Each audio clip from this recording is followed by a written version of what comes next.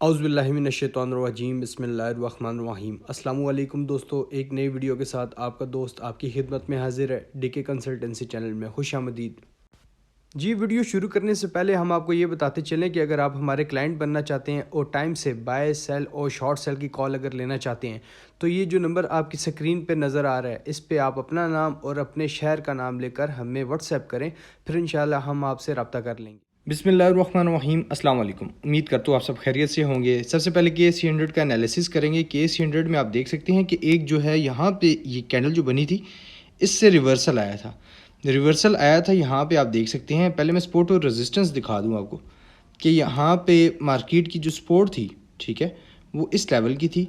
यहाँ पे मार्केट में थोड़ी सी आप ये समझ लें मैनिपुलेशन हुई है। वो कैसे हुई है? मैनिपुलेशन इस लिहाज से हुई है कि न्यूज़ बेस्ड इसकी मैनिपुलेशन हुई थी। न्यूज़ क्या थी? न्यूज़ थी सबसे पहले जो आपका इंटरेस्ट रेट है वो, फिर IMF प्रोग्राम है, फिर इसके अलावा और जो आपके इलेक्शंस डेट के हवाले से चल रहे थे। तो यहाँ पे आप ये देख सकते हैं कि एक बार मार्केट ने यहाँ पे सपोर्ट ली। इस पॉइंट को अगर आप यहाँ पे देखेंगे, ठीक है, 15 फेब को यहाँ पे आप देखें सपोर्ट ली, उसके बाद यहाँ पे ये एकदम नीचे आ गया। अब यहाँ पे जो मार्केट जो है ये एग्जॉस्ट हो रही थी, ये जो है इलेक्शंस डेट की वजह से यहाँ पे ये सारी, ठीक है। वहाँ से फिर इंटरेस्ट रेट आ गया और यहाँ पे आप ये देखें कि जब लास्ट आया था आपके सामने, जब ये समझ लें कि वेडनेसडे, तो यहाँ पे मार्केट रिकवर हुई थर्सडे एंड देन ये फ्राइडे के दिन काफ़ी ज़्यादा ऊपर आई थी। अगर इसको हम शॉर्ट टाइम फ्रेम पे देखें तो शॉर्ट टाइम फ्रेम पे ये बिल्कुल इसने जो है टेक्निकल्स को फॉलो किया है। यहाँ से मैं इसके ऊपर काफ़ी कड़ी नज़र रख के बैठा हुआ था कि मार्केट कहाँ से रिवर्सल होगी और कहाँ से। इसके साथ आपको मैं बाय कॉल्स भी दिखाऊंगा कि कौन कौन सी हमने बाय कॉल्स दी थी। आप यहाँ पे अगर ये देखें तो इसने प्रॉपरली जो है ब्रेकआउट इसे दी है। यहाँ पे अगर आप इस तरीके से आप अगर देखें, यहाँ पे ये क्या हुआ था, ऐसे अगर आप देखें तो ये हो गया ब्रेकआउट। मार्केट ने यहाँ पे जो है फॉलिंग वेज का पैटर्न बनाया और यहाँ पे ये नीचे आते आते इस पॉइंट से रिवर्सल जब हुई तो अगले दिन जब मार्केट इंटरेस्ट रेट की जो न्यूज़ थी वहाँ से आप देखें कि कितना डाउन नीचे हुई थी ओपन, ठीक है, और वहाँ से मार्केट रिकवर होते हुए आई थी। क्योंकि जब मार्केट में जैसे ही अनाउंस हुआ था स्टेट बैंक की तरफ से शाम के टाइम के इतने % जो है इंक्रीज़ हो गया इंटरेस्ट रेट, तो हमारा जो डिस्कशन ग्रुप है वहाँ पे मैंने बता दिया था कि हमेशा मार्केट जो होती है न्यूज़ का उल्टा इम्पैक्ट लेती है।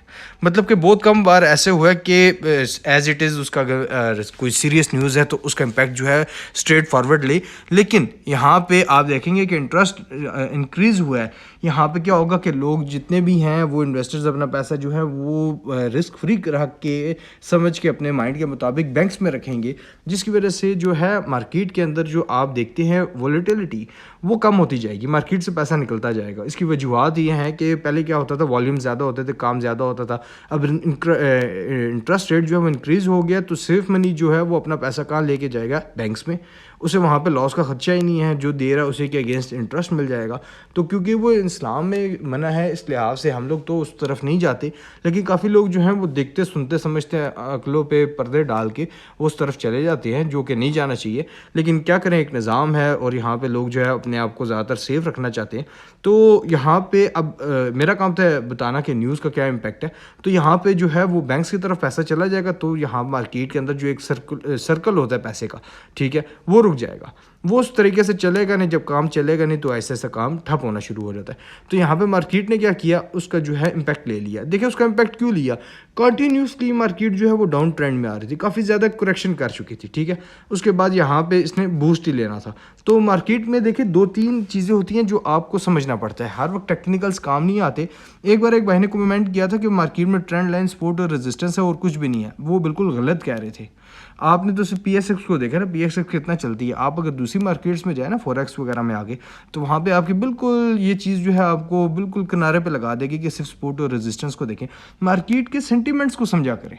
मार्केट के सेंटिमेंट्स क्या थे, यहाँ पे अगर आपने सपोर्ट और रेजिस्टेंस को ही खाली अगर देखना होता, ऊपर से न्यूज़ आई थी, आप क्या कभी पता चलता कि यहाँ पे जो है ये ब्रेकआउट दे देगा? आपको कभी भी ना पता चलता कि यहाँ पे ये ब्रेकआउट देगा, क्योंकि न्यूज़ ही इस तरह की आई थी कि इंटरेस्ट रेट कहाँ चला गया, ठीक है, उसके बाद डॉलर कहाँ चला गया। तो आप क्या कहते हैं, आप कहते हैं यहाँ से ये नीचे आएगी, तो आपने एज इट इज़ ये नीचे का ही वेट करना था। आपको क्या पता कि यहाँ से ये देखे इसने तो रिजेक्शन भी दी है, रेड कैंडल बनी है, तो यहाँ से तो फिर मार्केट नीचे आना चाहिए थी। होता यह है कि जब मार्केट ऑलरेडी काफ़ी ज़्यादा करेक्शन कर ले तो मार्केट का एक असूल होता है कि जब आपको मैं हेस्कोल की मिसाल दे देता हूँ, क्योंकि रिसेंटली जो हेस्कोल आपको याद होगा कि जब वो कोविड के बाद 14-15 की रेंज में काफ़ी टाइम रुका हुआ था। तो उसका जब रिज़ल्ट आया था तो रिज़ल्ट के बाद वो एकदम 24 पे चला गया था, 14 से 24, 23-24। वो क्या हुआ था, उसका रिज़ल्ट बड़ा ख़राब आया था। तो वहाँ से ये लोग समझ रहे थे सारे शॉर्ट होगा, लेकिन मैं शॉर्ट में नहीं था, मैं उसके लॉन्ग में था। उसकी वजूहत क्या है कि उसके ऊपर जो एक प्रेशर था ना वो ख़त्म हो चुका है। वो जो एक चीज़ का खौफ था ना कि आया आया आया, वो शेयर जो आना था वो शेयर आ गया। अब इसी तरीके से यहाँ पे जो है वो 24 पे चला गया था 14 रुपये से। यहाँ पे आप देखें कि यहाँ पे मार्केट के ऊपर एक जो है प्रेशर था, जिसकी वजह से इसने सपोर्ट से वापस जाना था, लेकिन वो प्रेशर की वजह से नीचे आ रहा था। अब आप यहाँ पे देखें कि मार्केट ने क्लियरली ब्रेकआउट दिया है, और इसका जो फर्स्ट टारगेट है 42,500 है, ये भी मैंने अपने ग्रुप में क्लियरली बता दिया। अब आप देखेंगे कि जो ग्रुप के अंदर मैंने कॉल्स दी हैं वो कौन कौन सी थी, और मैंने जो इंडेक्स के हवाले से अपडेट किया था टाइमली वो कौन कौन सा था। आगे अगर फ्यूचर के हवाले से मैं बात करूँ तो वो भी मुकम्मल बात नहीं हो पाएगी। वो फ्यूचर ये है कि यहाँ से मार्केट का अगर ब्रेकआउट जैसे ये पूरा आ गया, तो अगर ये इस लेवल को, ये आप समझ लेंगे 41,000 को सस्टेन कर ले, 41,000 को, ठीक है। अगर इससे मार्केट ऊपर है, अब इसका स्टॉप लॉस जो है 41,000 से बिलो है, ठीक है।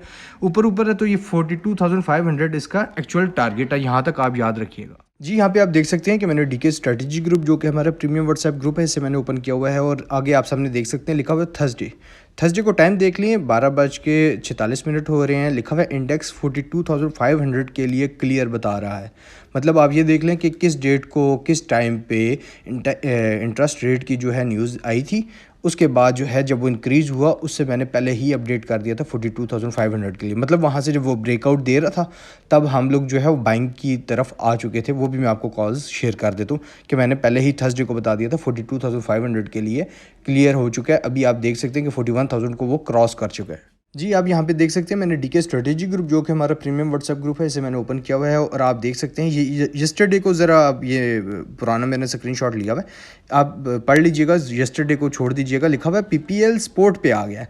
इसकी सपोर्ट मैंने बता दी थी 60.50, टेक्निकली यहाँ से चला तो 65, मतलब अगर यहाँ से 60.50 है, यहाँ पे इसकी सपोर्ट है, और यहाँ से अगर ये चला तो ये सीधा चला जाएगा 65 पे। आए चलते हैं पीपीएल के चार्ट के ऊपर, और वहाँ पे बाकी डिस्कशन करते हैं जी। आप यहाँ पे देख सकते हैं कि मैंने पीपीएल का जो है इस वक्त चार्ट ओपन किया हुआ है, और 1 आवर के टाइम फ्रेम पे हम हैं। यहाँ पे आप इसका अगर लो देख लें तो किस डेट को लगा, इसका 1 मार्च को इसका यहाँ पे लो लगा है। लो कहाँ तक लगा है, 60.45 का, और मैंने बता दिया था 60.50 का इसकी अच्छी डिमांडिंग जोन है।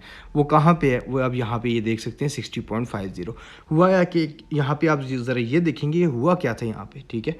यहाँ पे ये इसकी अच्छी स्ट्रॉन्ग सपोर्ट थी, जिसको इसने काफ़ी अच्छा जो है रिस्पेक्ट की थी। यहाँ पे आप ये देखेंगे कि इसके पास यहाँ पे ये लेवल जो है इसकी स्ट्रॉन्ग सपोर्ट थी।